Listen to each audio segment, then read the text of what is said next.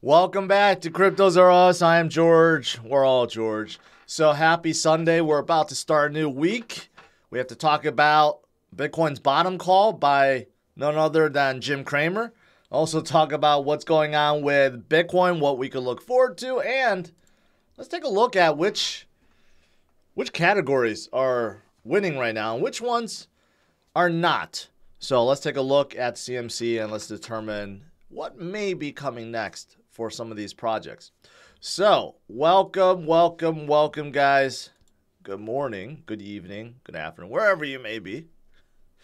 Bitcoin is still holding strong. Look at that. Just more or less sideways movement at this point. Consolidating at 20,800, 20,900. This is fantastic.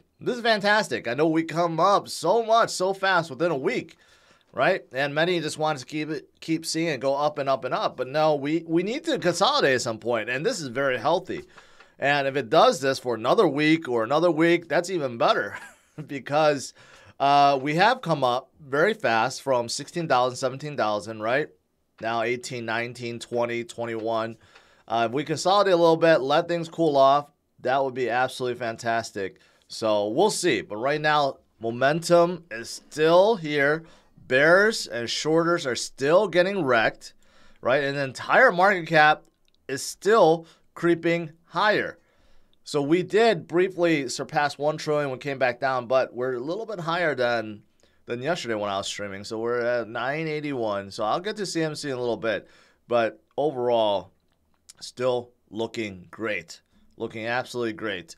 As for this week, we do have a lot of economic data. Every week we have economic data. By Monday, the markets will be closed because MLK Day. But we have several other things like jobless claims, existing home sales, retail sales. These are important things to look forward to this week. And of course, why are they important? Because of this guy below, Jerome Powell. All of this data affects his decision with the next FOMC meeting, which is coming in a couple weeks, right? So we have more economic data, but more importantly, we also have a ton of earnings, okay? Not just tech, not just bank, but though we do have a couple from Goldman and Morgan. And then we have financial companies like Charles Schwab, Silvergate. A lot of people worried about Silvergate. And then United Airlines will kind of tell the industry how travel is doing. Procter & Gamble, Netflix. You got some big companies reporting this week. So definitely will sway the market as well, right? Starting Tuesday. So it'll be an interesting week. Now, I didn't want to bring this up, but I know you guys love Jim Cramer, and so does CZ. CZ tweeted this out yesterday to remind people that Jim Cramer called Bitcoin's bottom because on the 9th, this is what he said. Good chance again to get out of crypto and scale out of Chinese stocks as neither can be trusted. Well, this is coming from Jim Cramer, right? Hey, my screen is a little bit high. Let me try to move that a little bit. There we go. Now, of course, Jim Cramer flip-flops a lot. And strangely enough, whenever he gets really bearish and wants to capitulate, or has capitulated, that's usually when you want to do the inverse of what he calls, right? Inverse Cramer. So inverse Cramer called it almost to the T. So someone, graphed it out. This is what it looks like. So Bitcoin, basically stuck going sideways. And as soon as Jim called it, look at what happened afterwards. Literally a day afterwards is when Bitcoin started rallying hard to where we are, to right below 21,000. Literally a day after the call, this is what happens, right? So the power of inverse Cramer is real. It's real. Jim Cramer called the bottom by telling everyone to sell Bitcoin and crypto. Wow. Let's just leave it at that. Let's just leave it at that. But as for Bitcoin, it wiped out all the negativity from FTX, really. You know, Bitcoin went down quite dramatically because of FTX, and after 2 months, boom, right back to where it started when it was trying to recover, right? Quite amazing, Johnny. Appreciate that, man. Appreciate it. So Bitcoin, this is why, you know, this is why I always say Bitcoin is just too big to kill. No one talks about destroying Bitcoin, stopping Bitcoin, shutting down Bitcoin anymore, right? No governments, no countries, no entities, they don't even talk about it because Bitcoin is that big, that strong. It's just impossible to stop, right? So even when you have bad actors and bad exchanges like FTX cause worldwide fear and FUD towards Bitcoin and crypto, and it seemed like it may have started the contagion that could kill it, 2 months out, we're back to where we started. That's how strong Bitcoin is, right? And this can't be replicated. No one can replicate this. No company, no tech company, no country, no one can replicate what Bitcoin has done and what it has achieved. It's just impossible, right? So when people say, well, Bitcoin's not backed anything, it's not worth anything, just think about how impossible it is for this to even have happened. And now it's here. It's impossible. It's impossible for someone to replicate this now. Can't be done. So, very powerful. Anyways, I just rambled on a little bit, but it shows you, yeah, we're right back. We're getting past this whole FTX, SBF thing, right? And of course, a lot of good metrics going on right now. The biggest weekly green candle in 100 weeks. 100 weeks going back all the way to November before we, you know, on our journey to 64,000 before we came back down a little bit and then going back to 69,000. Very, very, very encouraging. Very nice. Very nice. And of course, we have more on-chain metrics like hash ribbon, which measures like the selling pressure from miners. So for a little bit, miners had no choice but to sell, at least the smaller miners. The bigger miners never go away. They're not going away. But the smaller miners, they were forced to sell because they had no choice. It became unprofitable for them, right? So you could see that, you know, the green line, right, kind of dip below the blue, right? But whenever it flips around, that's usually a good thing. That's usually a good thing. And if you look at the total hash rate, it's still like near all-time high, right? It did drop a little bit, but right back to all-time high levels. The miners are also not going away. Just like the retail holders, it's like a race, right? It's a competition to see who can accumulate more Bitcoin. As the inflation rate gets cut and as we get closer and closer to the set supply, everyone is just in a race. So they don't dare to shut down their machines, or they don't dare to sell their Bitcoin because it'd be stupid to do so, especially compared to, you know, the price, you know, where it will be in the future. So awesome stuff. Awesome stuff indeed. And of course, percent of supply, last active 2+ years ago, all-time high, 48%, almost 50% of Bitcoin has not moved in 2 years. So again, measuring how strong the conviction is of Bitcoin holders. You look at 1 year, you look at 2 year, look at 5 year, look at 7 years. And I've shown charts with all these time frames, and Bitcoin's holder rate keeps going up and up and up and up and up. All fantastic stuff. And, you know, it's not just Bitcoin. I talk about Bitcoin a lot, but you look at all these trend reversals, these metrics being broken. You know, here's one showing Ethereum clearly breaking out, right? Obviously really good for Ethereum, although Ethereum has trailed Bitcoin recently, but it has come up quite a bit. And I did talk about how they are working on their next Shanghai update, which will come in March. And that's when a lot of staked ETH will be unlocked, because this is the most popular thing that people are looking for. But they're deflationary at this point. They're proof of stake transition, which decreased their issuance, and the coin burning is still on. It has made a big difference in terms of the overall supply and kind of keeping it intact and not inflating upwards like before. So a lot of good things, and they are, of course, working on scaling. All right, so that's kind of what I want to cover, but, this morning, I was looking at CMC. I'm like, I'm curious. I'm curious which categories of crypto has been coming up the most and which ones are lagging. And does that mean we're going to see a flip soon, right? So I decided to sort by last 7 days, because obviously we had a lot of excitement in the last 7 days.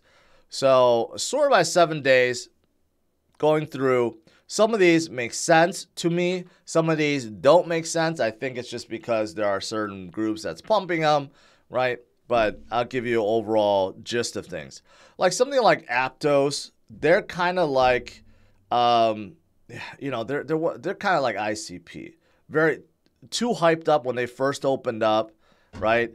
A lot of controversy because every single exchange just like listed them at the same time, so hyped or whatever, right? So Aptos was like the latest ICP.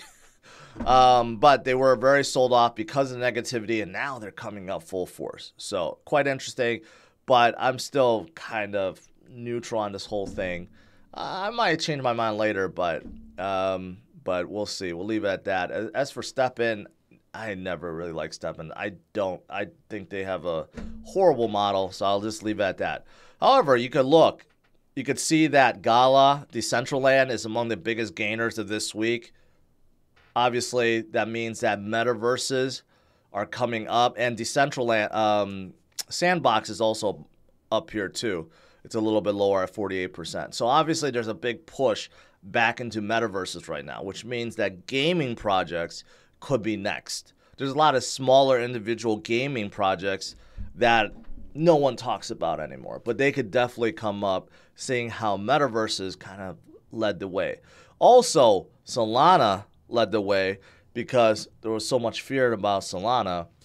So I guess, the loyalists continue to buy, and you have more people coming in thinking that, well, it's still one of the big L1s out there, right? It still has a lot of transactions, a lot of users, a lot of wallet addresses. So, and not only Solana, on page 2, I'll get to that in a little bit, but Serum also skyrocketed for, I think, the very same reason. So right now, it does seem like there's a big push back into Solana and its ecosystem. So that's interesting. Also, Helium is part of Solana's ecosystem because they have decided to move from Ethereum to Solana, which they got hammered for after the FTX thing. They got totally hammered, but now they're coming back, right? So again, there's a trend here with Solana and its ecosystem. So that's important to pay attention to. Also, it's very obvious that DeFi projects are gaining strength. You have Curve, you have Compound, you have Lido, right? Aave is right down here. So there's a big push into DeFi right now. And that, of course, makes sense because of the whole FTX thing, right? And then you have a lot of fear about exchanges overall and the lending companies all going down. So I think going forward, DeFi projects are only going to get stronger because more and more people will be using them. So that makes a whole lot of sense too. And then you scroll down, you have several outliers like L1s, L2s. You never go wrong with them. Zilliqa, I think they got pumped up because of the metaverse play, because their big thing was into Metapolis. So along with the other metaverse projects, they got carried with them.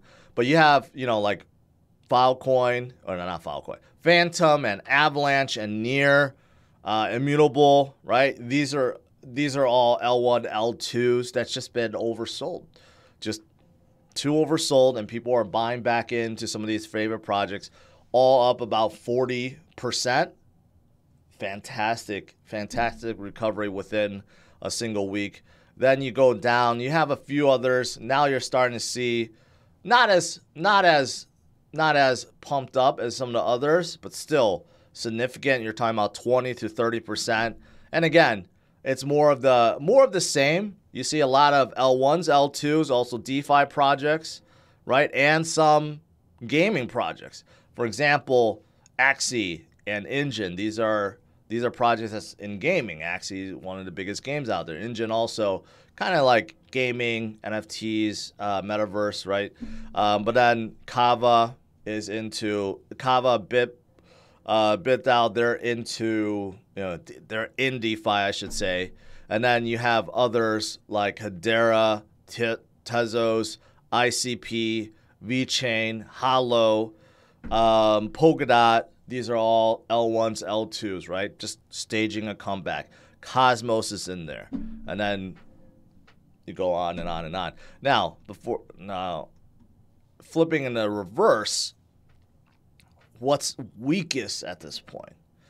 And this is interesting. And I don't know if this means that we're going to see a cycle. But obviously, stablecoins, they don't move, right? So you discount the stablecoins. But I come down here, I'm like, okay, some of these projects, they like Nexo, for example, right? Of course, they're weak because right now they're being like raided by Bulgaria and stuff. And some of these are absolutely shitty, like Bitcoin SV. We don't need to talk about that. But what's interesting, I noticed, is if you look at like Dash and Zcash, they're both into privacy, right? Privacy coins. Privacy coins have not moved. Generally speaking, I don't like privacy coins because I think all the regulators are going to delist them all everywhere. That may be the reason.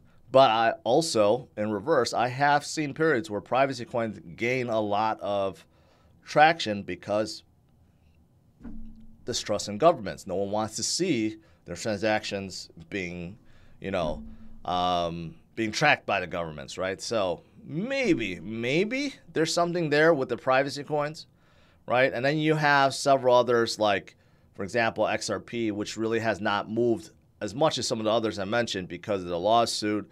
BNB, I think, there's no reason why BNB hasn't moved as much, right? So it could show that they may get their turn in the future. And then you go down a little bit, a lot of the outliers, like some of the other exchange tokens, some of the things that Tron owns, like BitTorrent, and then you have Terra Classic, that's obvious. And then you have some of the other ones that are just not as popular, but they still made good traction. So I think what I took from here is, security coins definitely not popular, but DeFi is popular.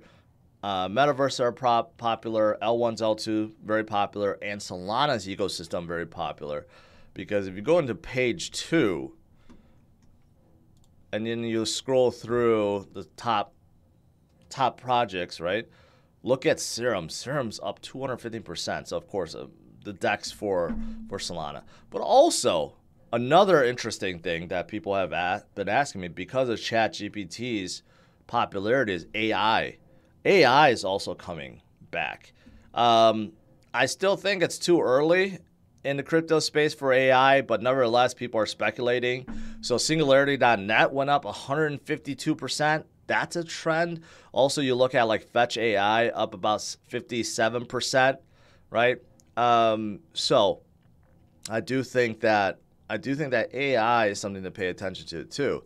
Even though, again, I don't think anything new has happened. Mostly these are like Singularity.net is a data marketplace for AI stuff. But because AI is getting so popular, could amount to something. Right? And then you have other L1s like Waves, Harmony, Terra, and several others, right? So pretty good recovery, like 90, 70, 60, 50, 40%, right? But they're smaller projects. So there you go. Hopefully that helped you guys. But we definitely see a trend reversal for many of these categories, right?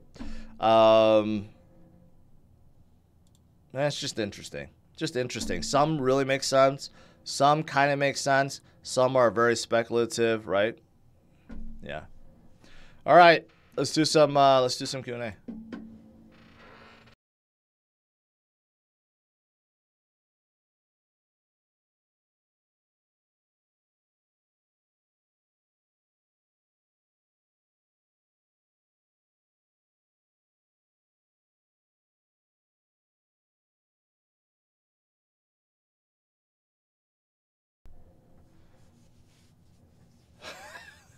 Tell Jim Cramer to keep Bitcoin out of his mouth. Well, it helps. What he talks about Bitcoin. All right, scrolling up. Let me. I said shout out. A shout out to Johnny already. Was new member. Welcome. Let's see.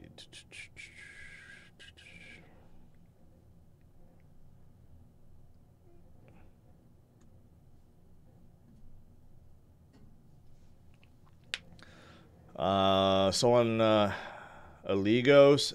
Regarding staking, when you stake an asset, does the value of the asset stake move up and down? Yes. Yes. Just think about it. It's just there. It doesn't get taken away from you.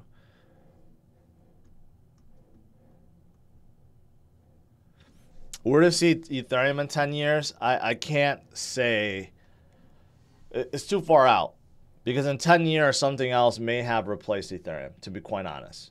Ethereum is a technology. You could see it as a company, right? And if they don't continue to lead the way with innovation, they could be replaced by someone else, right? But if they do continue to move forward with innovation, figure out how to scale, and continue to be the dominant powerhouse, they could be the next Microsoft or Google.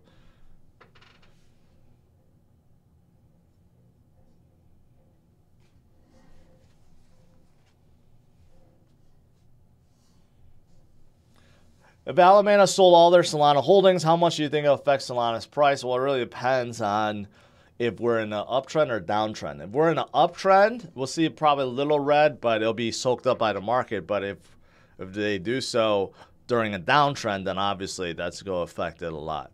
But seeing how Solana is coming back in a big way and projects associated with Solana, like Serum and even Helium, is going up, it does show there's still a massive following for Solana.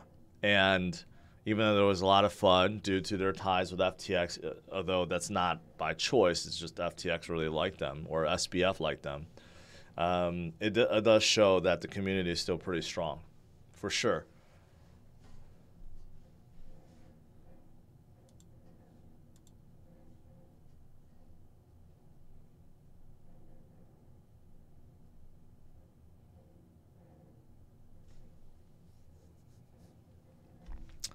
Is Polygon staking through Trust safe? Yes, I have done it. It's very safe. You can stake and unstake directly from Trust Wallet. Do you think, I didn't buy Solana at 8, but do you think it's still a good buy? I think the market has already told us that it's still a good buy. As the market creeps up, as we head higher, Solana will come up, right? I think the last week has proven that. Doesn't mean that it's going to keep going up back to like 300 where it was right away. I think it's still, the market is still determined by Bitcoin. And if Bitcoin continues to trend up, so will the entire market cap, right? So it's definitely, let's just say it definitely didn't top out where it is. Am I bullish on Harmony? No, not really. I have no thoughts on Woo Network.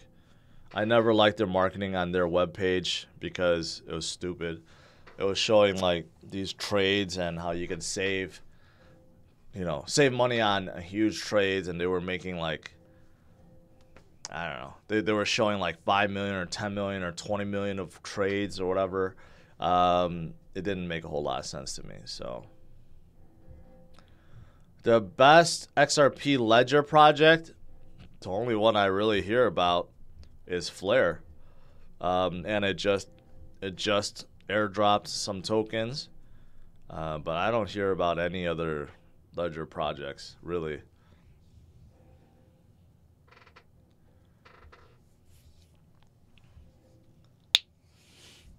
LCX, that loop ring. No, it's not a loop ring. Never heard of it. I thought loop ring. Oh, loop ring is ICX. No, LRC. I got that totally wrong. Never heard of LCX. The data has been really strong. One of the smaller L1s that I do believe in.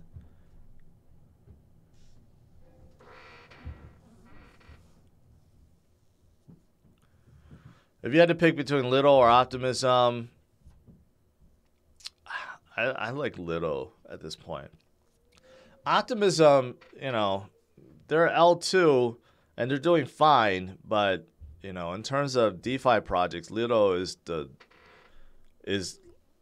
most TVL, so that's significant. So I would say Lido if I had to choose.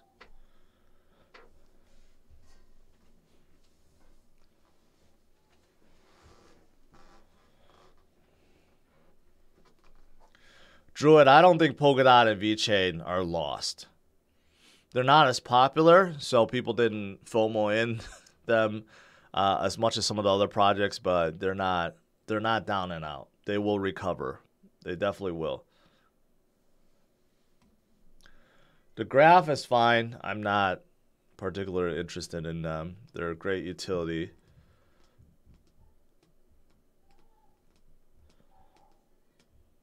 I don't have any opinion about Kujira.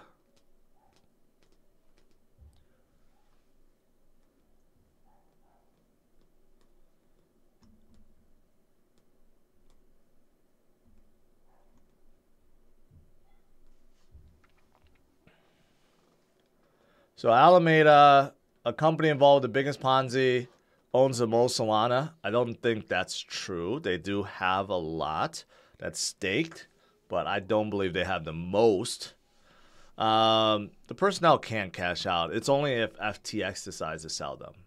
Or they may just return them to people, right? Because ultimately, that's what I think that's what their main goal is, to try to retrieve as much as possible and pay out people. So they may not sell any of it, just use that to pay out people. I don't know.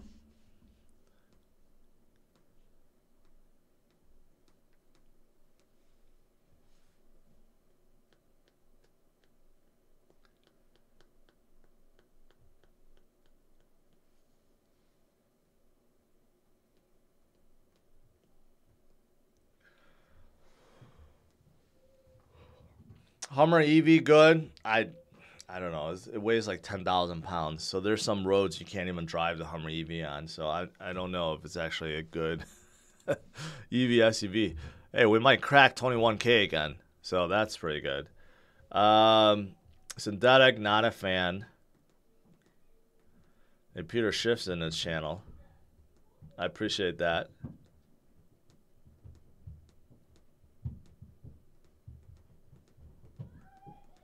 ChatGPT is the news that is pumping AI. Yes, a lot of people very, very, very, I don't know, hopeful about the future because of what ChatGPT could do. When they open up on Bing, I think we'll really see what they can do. I think people don't understand like the difference between ChatGPT powered by Bing versus what Google is. For example, I saw someone make this example. Like right now, if you go on Google, you could say, "Hey, where are the restaurants around me?" It'll tell you that. And then you search, well, what are the 10 best restaurants around me? Well, Google can't tell you that. Google can only look at and serve articles that have that same wording or title. And they'll show you articles that say 10 best restaurants, right? But with ChatGPT, that's no longer the case. You could say, tell me the 10 best restaurants around me, and it will literally scan the articles and tell you, here are the 10 best restaurants based on reviews or whatever, right? But you could go deeper than that. You could say, which restaurant around me serves the best Philly steak sandwich? And it will literally interpret all the reviews, right, from all these major sites and tell you this is the best, best restaurant around you that serves a Philly steak. Like, there's a huge difference between ChatGPT and Google. Google can only serve up, based on titles and keywords and stuff.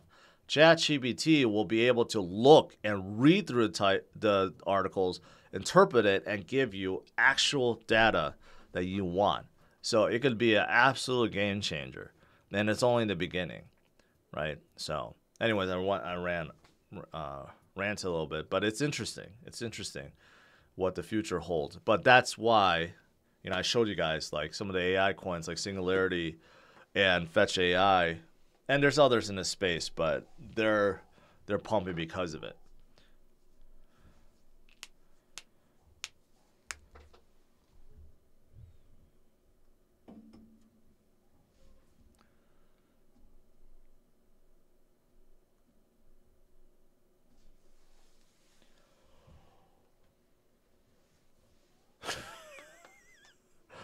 Flying cars could wait. We'll never have flying cars.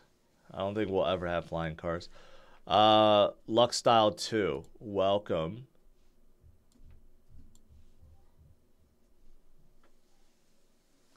What about XTP, a small cap similar to Crypto.com?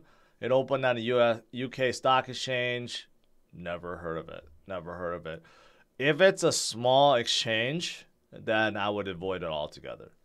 Then again, I don't know. If you're in the UK, I don't know what options you have to trade, but right now I would stay far away from any small or new exchanges. Because even the likes of Coinbase, Crypto.com, Kraken, they're all laying off people right now. So they're struggling, right? So I can't imagine a new exchange doing well at this point. Seth, I appreciate that. Opinion A0. I don't know enough about it to talk about it. What do you think about Cadena in 2023? Well, Randy, it'll just be like the others, the L1s. It'll recover. It had a really, really good run in 2021, but now it's all about building, right? They have a couple more wallets out now. They're supposed to get more NFTs and build out their NFT space. I haven't heard much about that. They need more integration, obviously. So some interoperability with some other projects, chains. That would be fantastic. But I think building out their DeFi is their top priority right now, right? Also getting like better wallet support. You get Trust Wallet, you get Ledger or something.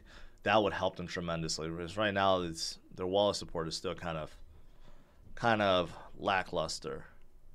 Hey, we're above 21K again. Ooh, we're getting some movement. A little movement, but we have broken through 21K a few times. Haven't been able to hold. But we'll see. We'll see.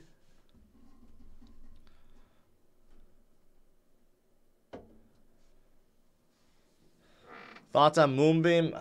I don't really particularly like Moonbeam.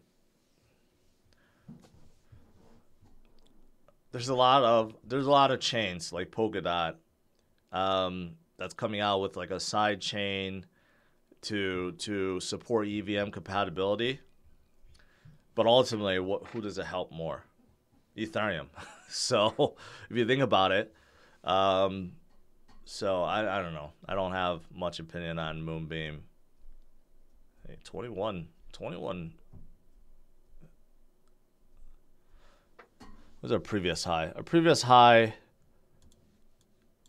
you have a couple right here, or 21.86, and then here's one, 21.2, and then this one was 21.3. If we could break 21.3, good things will happen. More short squeezes.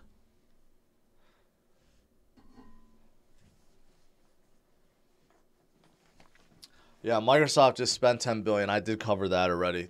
They're buying basically 49% stake. Absolutely huge. Game changer. Microsoft wants to compete with Google when it comes to search. Google's search is #1 by far. The market share is like 80, 90%.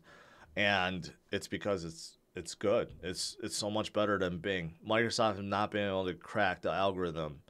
But with ChatGPT, they feel like they can kind of offer something that Google can't. And it's a game changer. I bet, I bet Microsoft is willing to spend even more just so that they can compete. They've spent so much trying to get Bing better over the years, and it has not gotten better at all.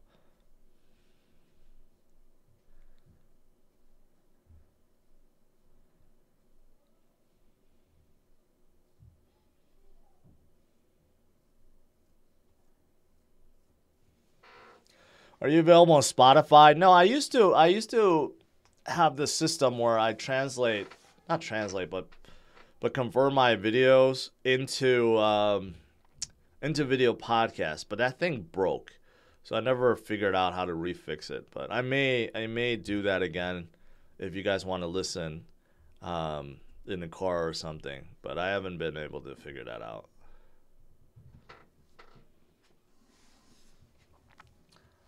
My buy orders look silly now, sitting at 14 and 10K.